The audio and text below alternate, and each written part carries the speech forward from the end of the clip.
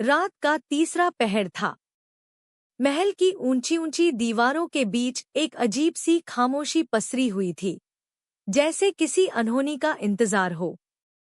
अचानक रानी के कक्ष से धीमी सी चीख सुनाई दी, लेकिन कुछ ही क्षणों में सब कुछ फिर शांत हो गया। पहरेदारों ने एक दूसरे की तरफ देखा, मगर किसी में इतना साहस नहीं था कि उस ओर जाए, क्योंकि वे सब जानते थे उस कक्ष में पिछले कई वर्षों से कुछ रहस्यमय घटित होता आ रहा था। यह कहानी है प्राचीन काल के उस राज्य की, जहां रानी चंद्रलेखा अपनी अद्भुत सुंदरता और बुद्धिमत्ता के लिए जानी जाती थी। लेकिन उनके जीवन का सबसे बड़ा रहस्य था उनकी बेटी राजकुमारी आर्या। राजकुमारी आर्या का जन्म भी किसी साधारण बच्चे की तरह नहीं हुआ था। कहा जाता है कि जिस रात वह जन्मी थी, आसमान में अचानक बिजली कड़कने लगी थी, बिना बारिश के। महल के बाहर खड़े पेड़ खुद ब खुद झुकने लगे थे, जैसे किसी अदृश्य शक्ति को प्रणाम कर रहे हों। और तभी महल के एक बुजुर्ग साधु ने भविष्यवाणी की थी, यह बालिका इस राज्य की रक्षा भी करेगी और विनाश का कारण भी बनेगी। समय बीतता गया और आर्या बड़ी होने लगी। वह बाकी राजकुमारियों जैसी नहीं थी। उसकी आंखों में हमेशा एक अजीब सी चमक रहती थी, जैसे वह कुछ ऐसा देख सकती हो जो बाकी लोग नहीं देख पाते। रात के समय वह अक्सर महल के उस पुराने हिस्से में चली जाती, जहां जाने की मनाही थी। कई बार पहरेदारों ने उसे रोका, मगर वह मुस्कुरा कर कहती, डरो मत, वे मुझे पहचानते हैं। वे कौन? यह सवाल किसी ने पूछने की हिम्मत नहीं की। रानी चंद्रलेखा अपनी बेटी को लेकर बेहद चिंतित रहती थी। उन्होंने कई बार आर्या से पूछा कि वह रात को कहाँ जाती है, लेकिन हर बार आर्या सिर्फ एक ही जवाब देती, माँ, वहाँ कोई मेरा इंतजार करता है। एक दिन महल में एक अजनबी साधु आया। उसकी आंखें गहरी और डरावनी थी। उसने रानी से अकेले में बात करने की इच्छा जताई। रानी ने उसे अपने कक्ष में बुलाया। साधु ने धीरे से कहा, राजकुमारी के आसपास अंधकार बढ़ रहा है। वह अकेली नहीं है, कोई और भी उसके साथ है। रानी का चेहरा पीला पड़ गया। तुम कहना क्या चाहते हो? साधु बोला, जब वह पैदा हुई थी, उसी क्षण एक आत्मा भी इस संसार में बंध गई थी, और वह आत्मा अब जाग चुकी है। रानी ने तुरंत राजकुमारी को अपने पास बुलवाया, लेकिन जब तक आर्या आई, साधु गायब हो चुका था, जैसे वह कभी आया ही नहीं था। उस रात रानी ने आर्या को अपने कक्ष में सुलाने का निर्णय लिया, लेकिन आधी रात को जब रानी की आंख खुली, तो उन्होंने देखा कि आर्या बिस्तर पर नहीं है। दरवाजा खुला हुआ था और बाहर गलियारे में हल्की हल्की पदचाप सुनाई दे रही थी। रानी ने डरते डरते उस आवाज का पीछा किया। वह आवाज उन्हें महल के उस पुराने हिस्से तक ले गई, जहां सालों से कोई नहीं गया था। वहां एक टूटा हुआ दरवाजा था, जिसके पीछे से धीमी धीमी फुसफुसाहटें आ रही थी।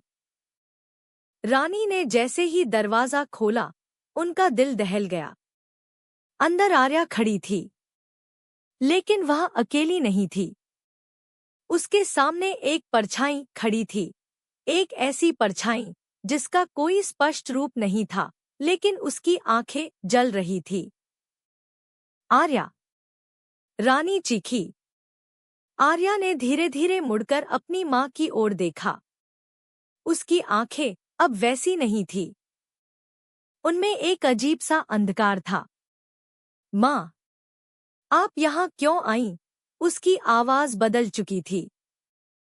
रानी ने कांपते हुए कहा, यह कौन है?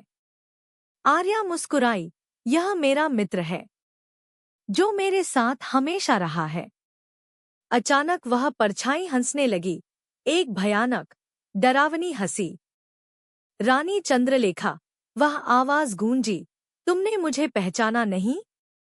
रानी के चेहरे पर डर साफ दिखाई दे रहा था।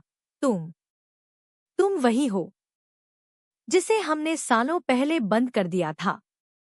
वह परछाई बोली, हाँ, लेकिन तुम्हारी बेटी ने मुझे आजाद कर दिया है। रानी को अब सब समझ आने लगा था। सालों पहले इसी महल में एक शक्तिशाली तांत्रिक को कैद किया गया था, जिसने राज्य को नष्ट करने की कोशिश की थी। उसे मारना संभव नहीं था, इसलिए उसे इसी कमरे में बंद कर दिया गया था। और अब वह वापस आ चुका था। आर्या, तुम्हें नहीं पता तुम क्या कर रही हो? रानी चिल्लाई। लेकिन आर्या ने शांत स्वर में कहा, माँ, आप गलत हैं। वह मुझे सच्चाई दिखा रहा है। इस राज्य की सच्चाई, आपके अतीत की सच्चाई। रानी का दिल बैठ गया। नहीं, ऐसा मत करो। परछाई ने धीरे से कहा, अब बहुत देर हो चुकी है। अचानक पूरे महल में जोरदार कंपन होने लगा। दीवारें हिलने लगीं और आसमान में काले बादल छा गए।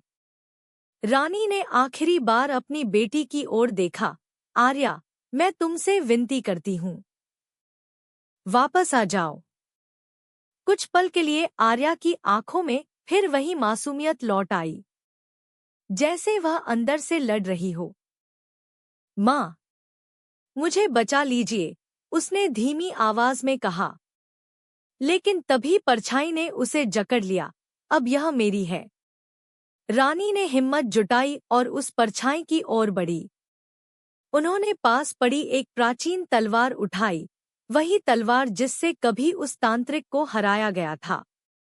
मैं अपनी बेटी को तुम्हारे हवाले नहीं करूंगी, रानी चिल्लाई। और फिर शुरू हुआ एक भयानक संघर्ष। महल के भीतर बिजली कड़क रही थी, दीवारें टूट रही थी और उस कमरे से निकल रही चीखें पूरे राज्य में गूंज रही थी। आखिरकार एक जोरदार चमक हुई और सब कुछ शांत हो गया। सुबह जब पहरेदार उस कमरे में पहुंचे तो वहां सिर्फ खामोशी थी। रानी जमीन पर बेहोश पड़ी थी और राजकुमारी आर्या कहीं नहीं थी। उस दिन के बाद से महल में एक नया डर बस गया।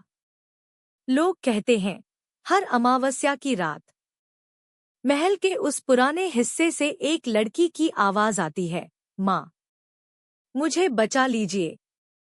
और कुछ लोगों का मानना है कि राजकुमारी अभी भी जिंदा है, लेकिन वह अब पहले जैसी नहीं रही, क्योंकि अंधकार ने उसे अपना बना लिया है और वह सही समय का इंतजार कर रही है, शायद वापस आने के लिए।